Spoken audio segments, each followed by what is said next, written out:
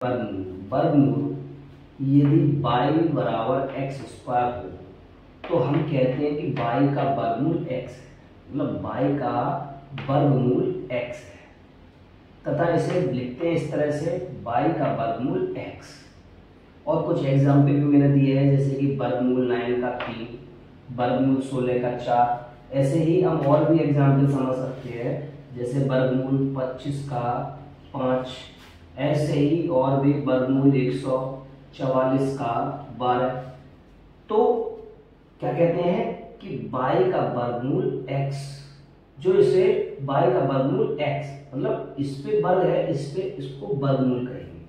आगे इसी प्रकार से घनमूल होता है, यदि y = x³ हो तो हम कहते हैं कि y का घनमूल, मतलब 3 की घात हो। जहां पर जैसे कल चैप्टर पढ़ाया था घात वाला, 3 की घात हो, यहाँ पर 2 की घात, ये घात है तो उसे क्या कहते हैं घनमूल। ये वाली इसके लिए घनमूल हो जाएगी, ये घन होता है, घात को घन भी कहते हैं। हम कहते हैं कि y का घनमूल x है, इसे लिखते हैं जैसे कि y का घनमूल x। तो घनमूल निकालते हैं क्या, वर्गमूल कैसे निकालते हैं कल बताया भी था, फिर भी देख लो। जैसे कि यहाँ पर घनमूल है तो इसमें 2 गुणा 2 गुणा 2, मतलब 8 के हमने गुणनखंड कर लिए, 3 जोड़ा बन करके बाहर आ जाता है किससे, घनमूल से, तो बराबर 2।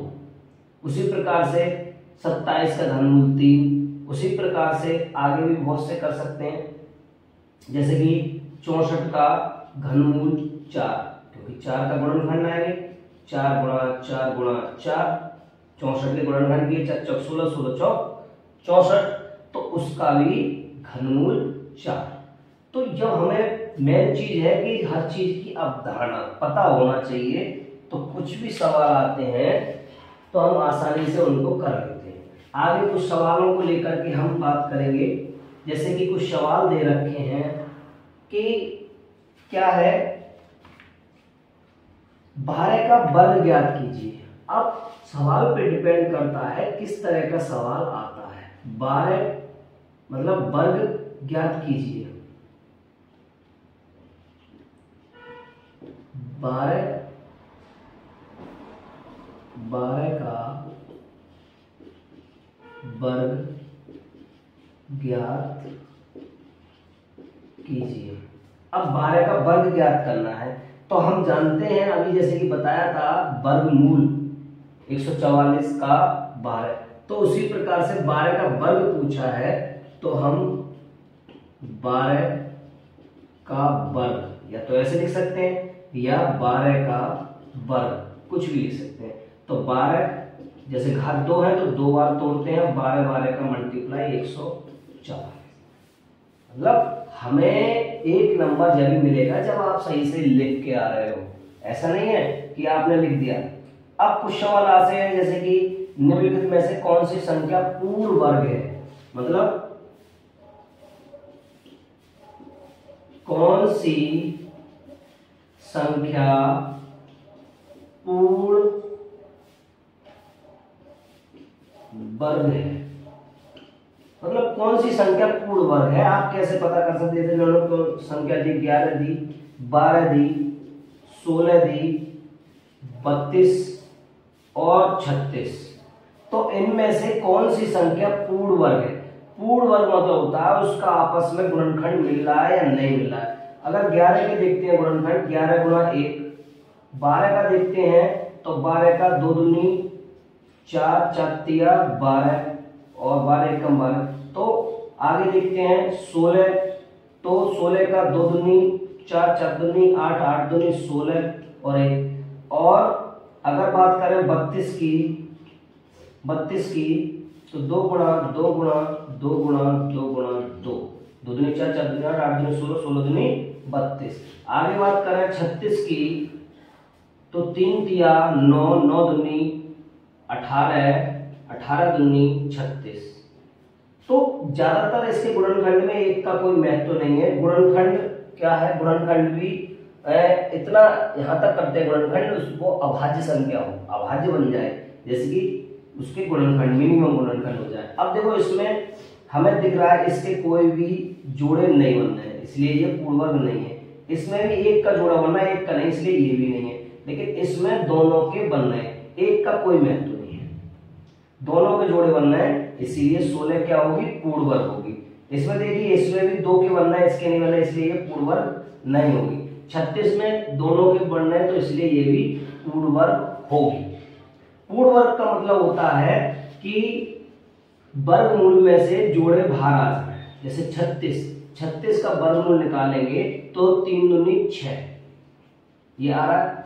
अगर देखते हैं इसके भी गुणनखंड कर लें तो 6 गुणा 6 बराबर जोड़ा बन गया, तो बाहर आ गया। इस तरह से भी देख सकते हैं। तो चीजों को पहले समझना बहुत जरूरी है। अब फिर क्या कह रहे हैं, गुणनखंड विधि से वर्गमूल ज्ञात कीजिए। अब वर्गमूल को ज्ञात करने का देखते हैं। देखिए जिस तरह प्रकार से आपसे पूछा जाएगा उसी प्रकार से आप उसका जवाब देंगे। अब जैसे कि उन्होंने पहला सवाल दिया कि 16, दूसरा दिया 196, अगला दिया 77 और भी। लेकिन हम इनकी बात करते हैं, क्या कह रहे हैं इनको कि वर्गमूल ज्ञात कीजिए। देखिए जब आपसे पूछा है वर्गमूल ज्ञात कीजिए तो आपकी चॉइस है, किसी प्रकार से आप वर्गमूल निकालकर उनको दिखा सकते हैं। तो एक तो गुणनखंड विधि होती है, तो हल डाल करके हम लिखेंगे कि 16 के गुणनखंड किस प्रकार से। तो 16 के इस तरह से 60 से उसको कॉपी में दिखाना भी है कि 16 के हमने गुणनखंड करे कि 8 और 2 का फिर से भाग दिया 4, 2 का दिया 2 और 1।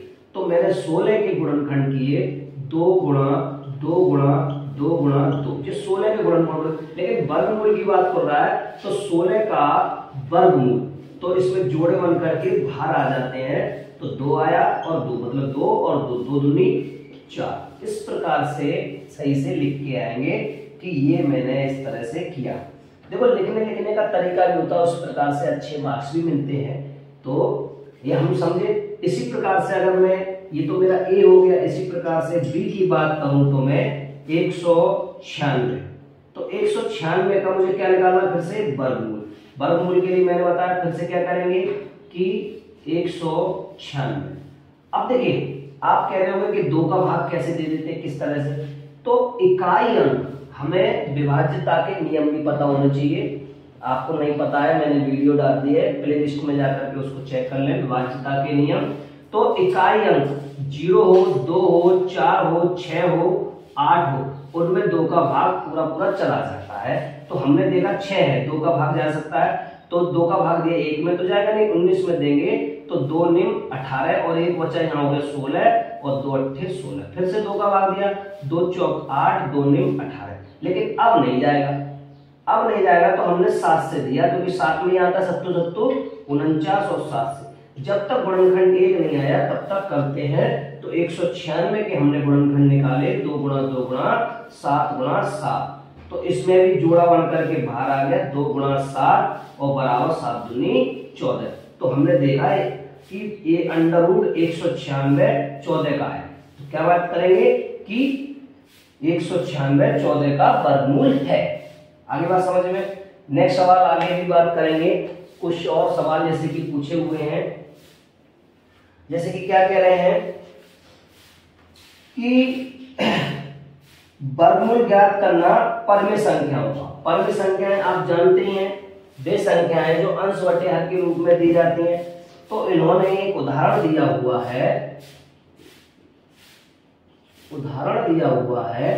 कैसा उदाहरण दिया है कि 625 बटे 1296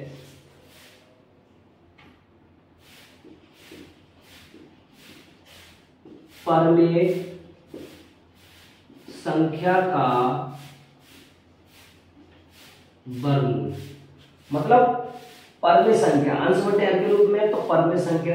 देखिए हम जानते हैं, किसी का भी पूछ ले, एक बार हम तरीका सीख जाते हैं फिर हमें कभी भी कोई प्रॉब्लम नहीं होती है।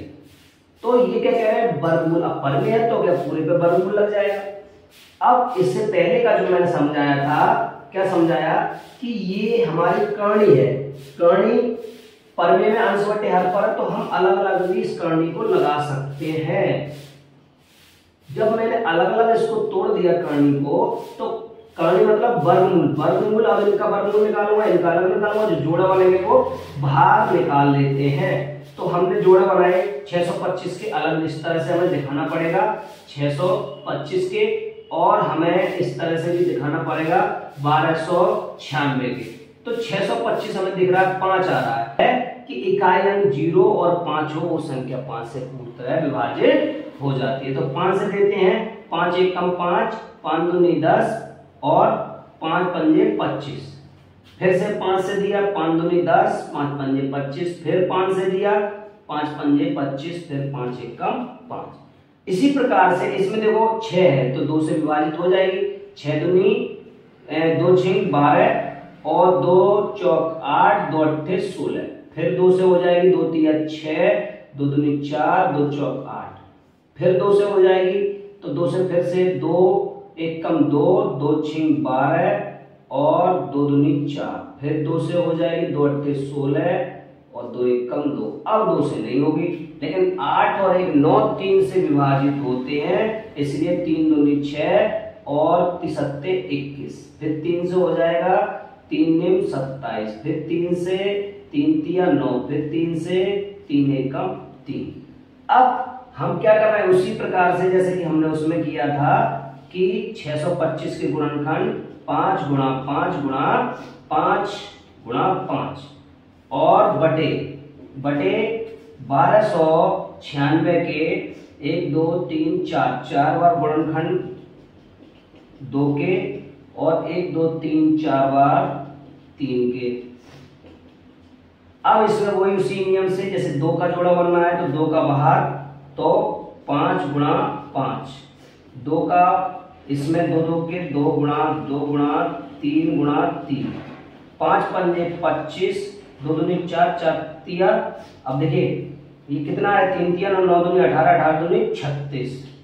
तो देखिए आप बहुत अच्छी तरह से गुणनखंड वर्गमूल निकालना जानते हैं, हम मानते हैं, लेकिन जब तक आप एग्जामिनर को लिखकर नहीं दिखाएंगे इस तरह से, तब तक आपके मार्क्स नहीं मिलने। कुछ बच्चों के इसी वजह से नंबर कम आते हैं कि वो बहुत जल्दबाजी करते हैं और ठीक से कॉपी में नहीं लिखते, फिर बाद में पछताने से क्या होता है। इसी प्रकार से आगे बात करते हैं कि उदाहरण अगला भी है, उसमें किस तरह से दिया हुआ है कि एक मिश्रित भिन्न दी हुई है। मिश्रित भिन्न में उन्होंने सवाल दिया है कि 4 सही 29 बटे 49। तो इस मिश्रित भिन्न का भी वो वर्गमूल पूछ रहे हैं। तो वर्गमूल बनाने से पहले इसको बना लेंगे अनुचित भिन्न। अनुचित भिन्न में क्या करते हैं, इस संख्या का इस संख्या से गुणा, देखिए गुणा लगाया है, फिर जितना गुणन आए उसमें उस संख्या को जोड़ लेते हैं। तो हमने इस संख्या का इस संख्या में गुणन किया और ऊपर जोड़ा, तो 225 बटे 49। ठीक है ना, नहीं समझ में आया हो फिर से समझ लीजिए। इस संख्या का 4 में गुणा किया और प्लस किया 29 और नीचे वाली संख्या को इसी तरह से लिख लेते हैं और 225 बटे 49। अब क्या कह रहे हैं, अब ये कह रहे हैं कि इसका वर्गमूल निकालिए। फिर से हम क्या करेंगे, इस पर वर्गमूल लगा देंगे कि वर्गमूल निकालना है, 225 बटे 49 पर वर्गमूल लगा दिया। अब वर्गमूल को फिर से अलग अलग तोड़ लेंगे और दोनों को तोड़ करके फिर से 225 के हम क्या कर लेंगे, गुणनखंड। अब देखिए 2 और 2 4 और 5 9, तो अंकों का योग 9 और 3 से विभाजित हो रहा है, तो 3 सत्ते 21, 3 पांचे 15, फिर 3 से 3 दूनी 6 और 3 पांचे 15, फिर 5 से 5 पंजे 25, 5 एकम 5। तो हमने 225 के गुणनखंड करे, 3 गुणा 3, 5 गुणा 5 और 49 के जानते हो 7 गुणा 7 बराबर 3 गुणा 5 बटे 7 बराबर 3 पांचे 15 और 7। अब देखिए बहुत जरूरी है कि ये मिश्रित भिन्न में हमारा वर्गमूल निकलवाना है, तो इसको भी मिश्रित भिन्न में लिखना है। तो इसमें हमने भाग दिया, 7 दूनी 14, 2 बार भाग गया और शेष पर बचा 1 और नीचे 7। तो उसी तरह से हमको लिखना है कि वर्गमूल ज्ञात कीजिए भाग विधि से। तो भाग विधि वैसे भी इम्पोर्टेंट है हर जल्दी से वर्गमूल निकालने के लिए। तो हम भाग विधि के और भी सवाल देखते हैं, जैसे कि उन्होंने दिया है, क्या दिया है कि पहला सवाल कि 2304, दूसरा सवाल 44,100 का वर्गमूल भाग विधि से। तो देखिए भाग विधि बहुत जरूरी है सीखना हर बच्चों को, लेकिन भाग विधि हर किसी को जल्दी समझ में नहीं आता। लेकिन आज मैं उस चीज को प्रॉब्लम को सॉल्व करूंगा। देखिए भाग विधि होती क्या है कि जैसे कि वर्गमूल निकालना है 2304, तो इसको भाग विधि से गुणनखंड से भी कर लेंगे, लेकिन भाग विधि से देखते हैं। भाग विधि में सबसे ज्यादा इंपॉर्टेंट है समझना कि जैसे कि इसमें जोड़े बनाए जाते हैं, और जोड़े बनाए जाते हैं इस साइड से, मतलब राइट हैंड साइड से जोड़े बनाए जाते हैं, लेफ्ट से नहीं राइट से। बनाने के बाद जो पहला जोड़ा आता है उसमें ये देखते हैं जो हमने वर्ग याद किए हैं कि इससे ज्यादा उसका वर्ग ज्यादा ना हो, कम हो, मतलब वर्ग ज्यादा ना हो। अब जैसे कि मैंने 1 का वर्ग हम जानते हैं कितना होता है 1, 2 का वर्ग 4, 3 का वर्ग 9, 4 का 16, 5 का 25, 6 का 36। अब देखिए 25 36 ज्यादा हो गई, यहां तक चलो ठीक है। ये कार्य लिखना नहीं है कॉपी पे, बस मैं आज आपको समझा रहा हूं कि 16, तो मैंने यहां लिख दिया 16, इस लाइन को खींच दिया। तो यहां पर मैंने 4 चौक 16 किया, यहां पर प्लस करना होता 4 और 4 8, और यहां माइनस करना होता है कि 4 23 में से 16 गए, कितने बचे 7, और यहां पर लिखना होता है कि मैंने भाई 4 संख्या का वर्ग लिखा है। उसके बाद नेक्स्ट जोड़ा। अब भाग में क्या करते हैं हम, एक संख्या को उतरते हैं, यहां पर जोड़े से उतरती है। अब फिर से इसमें क्या करते हैं कि उसी संख्या से गुणा कीजिए और उसी संख्या का भाग। अब देखिए हम क्या करते हैं कि उसी संख्या को रख के देख लेते हैं। अब देखिए 8 का 8 से दूंगा 8 8 64, मतलब 2 अंक का देख लेते हैं 8 8 64, और 8 ने 72 ज्यादा हो जाएगा। तो 8 8 64 के लिए क्या करेंगे, एक बार 8 को इसके बराबर में और एक बार 8 को इस तरह से लिखेंगे, और मल्टीप्लाई 8 8 64 के 4 हासिल 6, 8 8 64 और 6 70। और फिर से अगर अब तो संख्या बची नहीं तो मैंने 8 बार किया, तो अगर नहीं बचती, अभी बड़ा सवाल उसमें बात करेंगे, अगर बचती तो आगे करते। और दूसरी बार अब ये हमारा 48 आ गया, तो मैं इसको इस तरह से लिख सकता हूं 48 × 48, मतलब जो जोड़ा वर्ग है तो ये 48 का वर्ग है। आगे बात समझ में, तो 48 संख्या आ गई। इसी प्रकार से अगला देखें दूसरा सवाल कि 44,100, इसको भी फिर से हम क्या करेंगे, फिर से हमने लिखा है इनको 44,100, इधर से जोड़ा इधर से जोड़ा, अब इसमें सिंगल रह गया। तो समझने वाली बात है, सिंगल भी रह जाए फिर भी हम वर्ग के द्वारा ही देखते हैं कि 2 दूनी 4, पूरा पूरा जा रहा है, शेषफल बच ही नहीं रहा, तो कोई बात नहीं, लेकिन हमें जो प्रक्रिया है वो पूरी करनी है, लिखना है। अब यहां से 4 में 4 गए, 0 बचे, कुछ नहीं, और अगला जोड़ा उतार लिया, और 2 2 4। अब साफ दिख रहा है कि 1 का देंगे तो 41 बार जा रहा है, 1 का दिया, 1 भी ऊपर लिख लिया।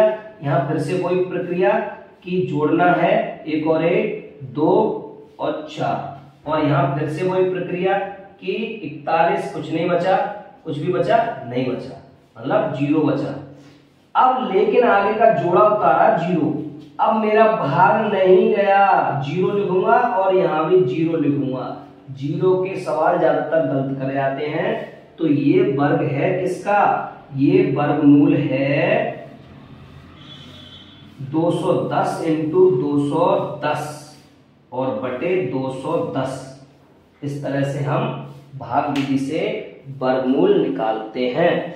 अब कुछ सवाल दशमलव वाले भी हैं, तो दशमलव वाले में भी समझ लीजिए। वैसे सवाल तो आगे बहुत हैं, बात करेंगे, लेकिन नहीं आए तो कमेंट में बताना, उन सवालों को भी बताएंगे, लेकिन निकाल निकाल के देखिए स्वयं से। अब जैसे कि बात करते हैं दशमलव के सवालों को भी, जैसे कि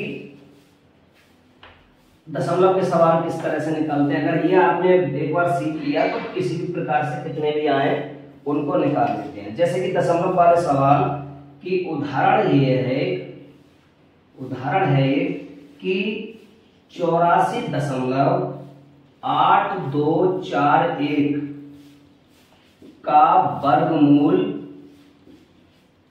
ज्ञात कीजिए।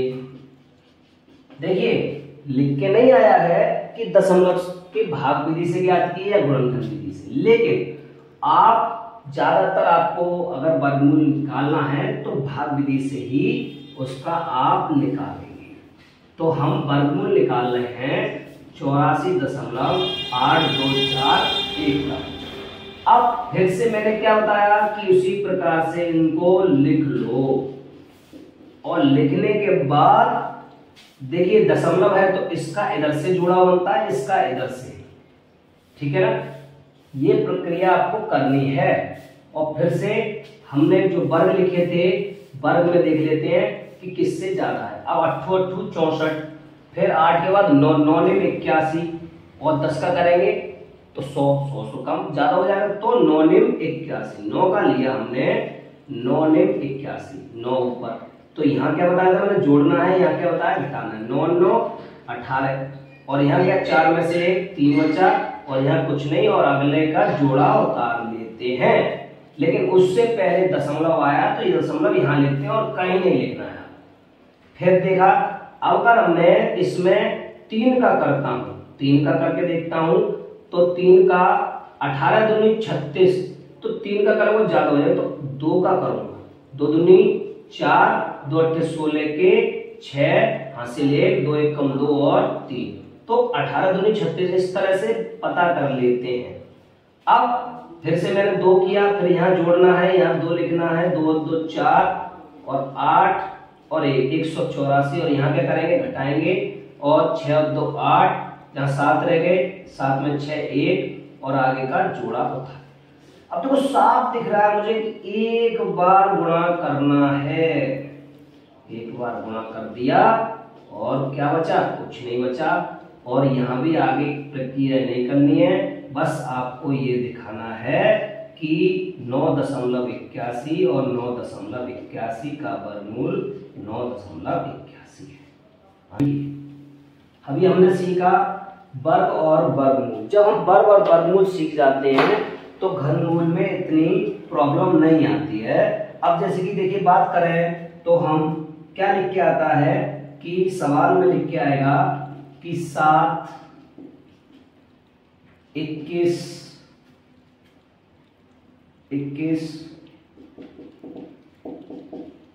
100 के घन ज्ञात कीजिए। देखिए घन ज्ञात कीजिए, तो देखिए घन जब पूछ रहा है तो हम जानते हैं भाई नंबर आपको एक तरीका लिखने के हैं, हल डाला आपने, और 7 का घन, जैसे कि मैंने वर्ग में बात किया उसी तरह से 7 का घन क्या होगा, या कह सकते हैं 7 का घन। तो घन का मतलब उसको 3 बार मल्टीप्लाई करना है, डायरेक्ट नहीं लिखना है, दिखाना भी है आपको कि 7 का घन इस तरह से। तो 7 का घन 343, मल्टीप्लाई कर लो 49 और 7 का 49 में गुणा 343। इसी तरह से हमने पहला किया, इसी तरह से दूसरा कि 21 का घन, तो 21 का घन, 21 का मल्टीप्लाई, और 21 का घन होता है 9261। उसी प्रकार से तीसरा 100 का घन, तो 100 का घन 100 100 100 और 100, और 1 2 3 4 5 6, तो लिख सकते हैं 1 2 3 4 5 6, या इसको ऐसे लिख सकते हैं 10 की पावर 6। ये क्या हो गया? घन। लेकिन आप इतना ही लिखना, घन घात में जरूरी नहीं है। अब बात करते हैं, ये तो हो गई घन की बात, कि घनमूल। घनमूल में जैसे कि कुछ सवाल दिए हुए हैं, जैसे कि इन्होंने घनमूल निकाला है, पूछा है कि पहला सवाल कि 343 का घनमूल ज्ञात कीजिए। तो 343 का घनमूल ज्ञात कीजिए, जैसे कि हम डालेंगे हल, और हमसे पूछा है 343 का घनमूल। तो घनमूल, तो 343 का घनमूल, और घनमूल में यहाँ 3 लगाना नहीं भूलना।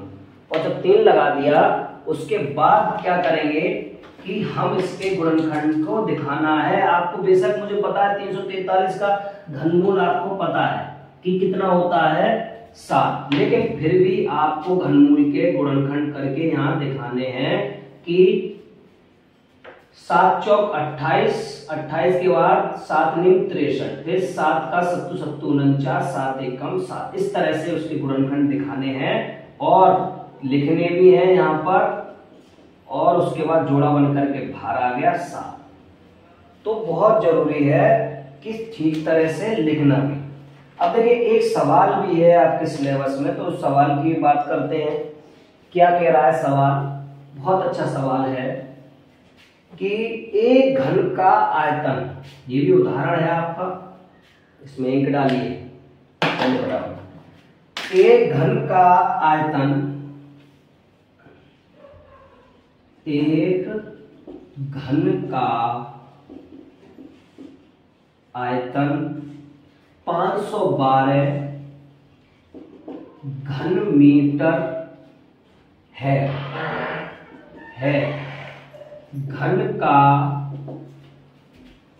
घन की एक भुजा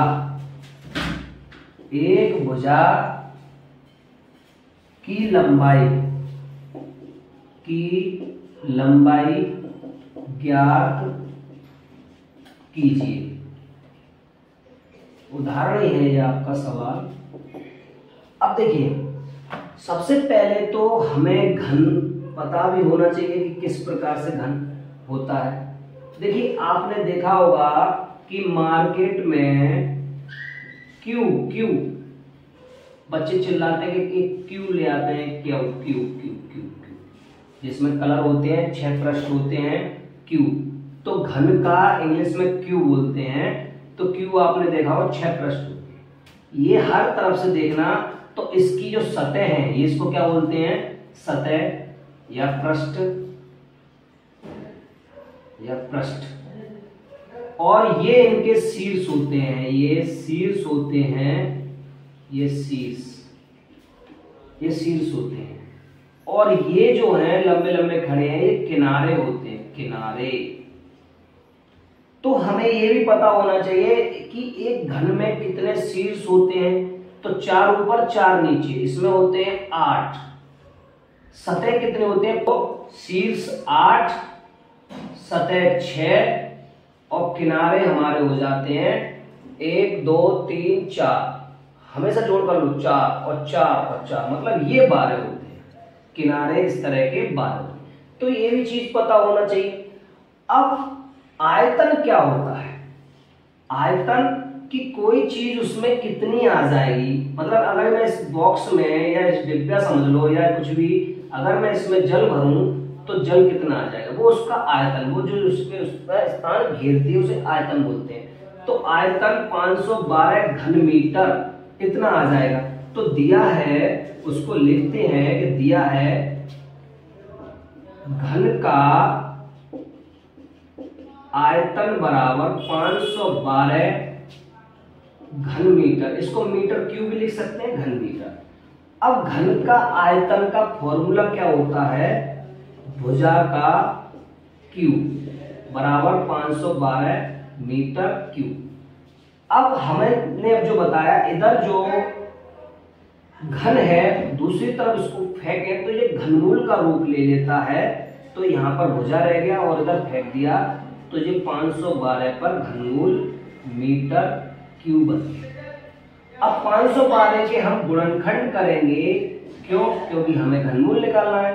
तो सिंपल उसी तरीके से 2 है तो 2 दूनी 4, 2 पंजे 10, 2 छीं 12, फिर से 2 एकम 2, 2 दूनी 4, 2 अट्ठे 16, फिर से 2 छीं 12, फिर से 2 से 2 तिया 6, 2 32, फिर से 16, फिर से 8, फिर से 4, फिर से 2, फिर से 1। जब तक गुणनखंड कर लिया हमने।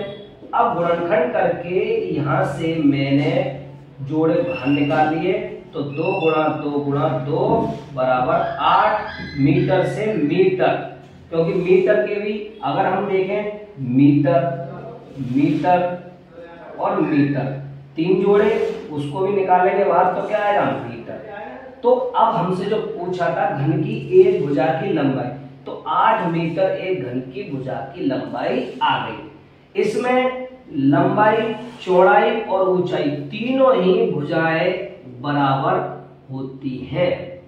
तो इसीलिए इसको कहा जाता है घन का आयतन बराबर भुजा का क्यूब। क्योंकि तीनों भुजाएं एक जैसी हैं तो इसलिए क्यूब में। क्यों? क्योंकि लंबाई बराबर चौड़ाई बराबर है तो तीनों भुजाओं का गुणा में घातें जुड़ती हैं, इसलिए भुजा का क्यूब। आगे दोस्तों समझ में आया होगा, मुझे अच्छी तरह पता है। नहीं आया समझ में कमेंट में बताना, फिर से और एग्जाम्पल दे करके समझाएंगे। तो आपको अच्छा लगा हो तो लाइक और सब्सक्राइब कमेंट में जरूर कुछ लिखें दोस्तों।